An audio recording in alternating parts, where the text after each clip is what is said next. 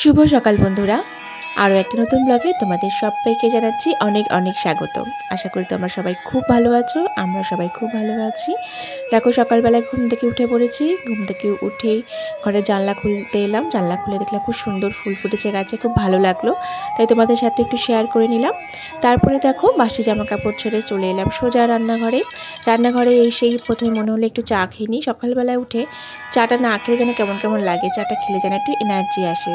তো চলো প্রথমে এখানে দু কাপ লিকার চা করে নিলাম, 1 কাপ আমার আর 1 কাপ বরের জন্য। তারপরে এদিকে রান্নাবান্না করতে করতেই মাঝখানে চলে এসেছিলাম একটুখানি ছাদে। সকালবেলা হলেই ছাদে আসতে খুব ইচ্ছা হয় এখন। গাছে এত সুন্দর ফুল ফোটে না, দেখতে খুব ভালো লাগে। আর দেখো এই গাছগুলো কি সুন্দর নতুন নতুন পাতা বেরিয়েছে। আর নয়নতারা ফুলগুলো দেখো কত সুন্দর সুন্দর ফুটছে। এই একটা নতুন কালার একটা এই নতুন হয়েছে। তো গাছগুলো একটু দেখে নিলাম, দেখতে আমার খুব ভালোই লাগে। রোজ রোজ সুন্দর সুন্দর ফুল ফোটে। এই গাছটা কিন্তু এবছর খুব সুন্দর ফুল দিচ্ছে, খুব ভালো লাগে। ছাদে আসলে মনটা একদম ভরে যায়। আর এখানে দেখো নিম গাছটা দেখছিলাম, নিম পাতা খাবো ভাবছিলাম, তো ভাবলাম বাজার থেকে বেকার বেকার নিম পাতা কেন কিনে আনবো, আমাদের গাছেই দেখো বেশ নিম পাতা হয়েছে। নিম পাতা এই কটা দিয়ে হয়ে যাবে, নিম পাতা তো আর বেশি লাগে না নিম বেগুনে।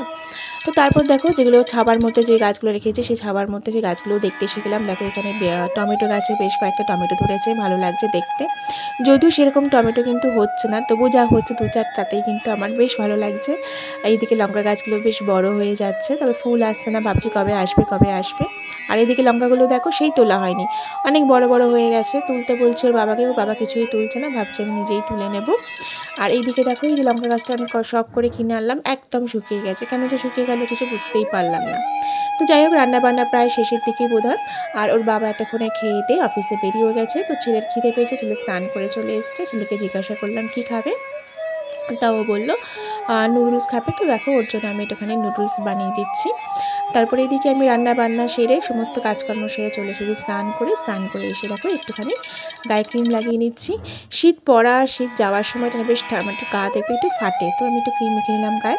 তারপর দেখো ছাদে চলে এলাম। ছাদে সকালবেলায় ওর বাবা সমস্ত জামা কাপড় মানে বাসি জামা কাপড় কিছু কেচে এখানে ছাদে মেলে দিয়েও গিয়েছিল আজকে। তো আমি আরও কিছু জামা কাপড় কাচলাম, এখন স্নান করতে গেছে সেগুলো দেখো এখানে মেলতে এলাম। আর ওই জামা কাপড়গুলো তুলে নিলাম, এখন এত রোদ্দুর তাড়াতাড়ি সব শুকিয়ে যায়। তারপর দেখো আমার ছানাপোনাগুলোকে কেটে দিয়ে সেখানে দুপুরবেলা কেটে বসে গিয়েছি। তো এখানে নিয়ে নিয়েছি দই, ছেলে দই দিয়ে খাবে। আর আছে এখানে টমেটোর চাটনি, যেটা আমসত্ত্ব খেজুর কিশমিশ যেভাবে করে। ভাত নিয়েছি, ভাতের সাথে আছে পটল ভাজা, সাথে পটল ভাজার তেল, ওখানে সসন ডাঁটা, আলু বড়ি দিয়ে একটা নিরামিষ তরকারি করেছি। আর এখানে আছে একটা শীষ পালঙের তরকারি। আর পটল ভাজার তেল কিন্তু আমার খেতে দারুণ লাগে। পটল ভাজার তেলও যেমন ভালো লাগে, ইলিশ মাছের তেল দিয়ে ভাত খেতেও কিন্তু ভালো লাগে। তো প্রথমে পটল ভাজার তেলটাতে মেখে নিচ্ছি, ছেলেও খাবে বললো, যদিও আগে খুব একটা তেল খেত না, শুধু পটল ভাজা খেত। তারপরে দেখো আজকে অনেক তাড়াতাড়ি খেয়ে নিয়েছিলাম, খাওয়া দাওয়া করে একটু বিছানায় শুয়ে রবিবার শরীয় পেপারটা পড়ছিলাম। ওর ভিতরে যে গল্পগুলো থাকে গল্পগুলো পড়তে কিন্তু আমার বেশ ভালো লাগে। তারপরে দেখো সন্ধ্যেবেলায় দিকে চলে এলাম কিচেনে। তো কিচেনে এসে কাজ করতে দেখতেই পাচ্ছি আমি একদম ঘেমে গিয়েছি, কারণ এখন বেশ গরম পড়ে গেছে।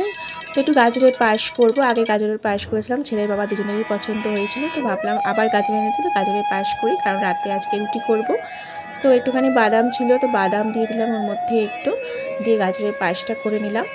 তো গাজরের পায়েসটা আমারও কিন্তু খুব ভালো লাগে, আর বানানো খুব একটা ঝামেলা নয়।